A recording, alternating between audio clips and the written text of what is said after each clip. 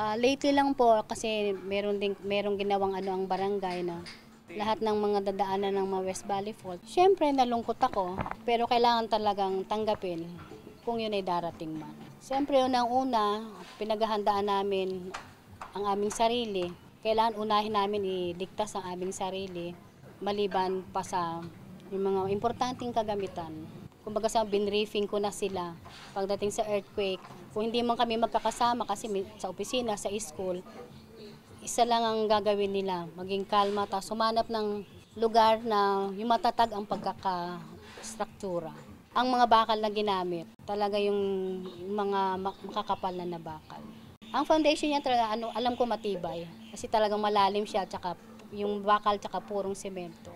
Sa mga gamit ko, siyempre mga personal namin, mga titulo ng lupa, mga birth certificate, yung mga importanteng mga namin sa buhay. Kaming yung may kit na tinatawag, nandun na lahat-lahat, mga flashlight, yung tatagal ka ng mga 5 to 7 days na gagamitin mo, mga pagkain.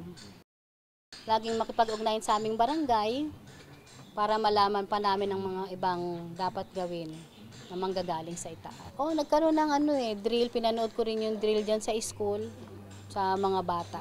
Handa siya, bagamat, siyempre, pag dumating na talaga ang pagkakataon na yun, magkakaroon talaga ng panic. Pero kung sa paghahanda, handa ang barangay namin.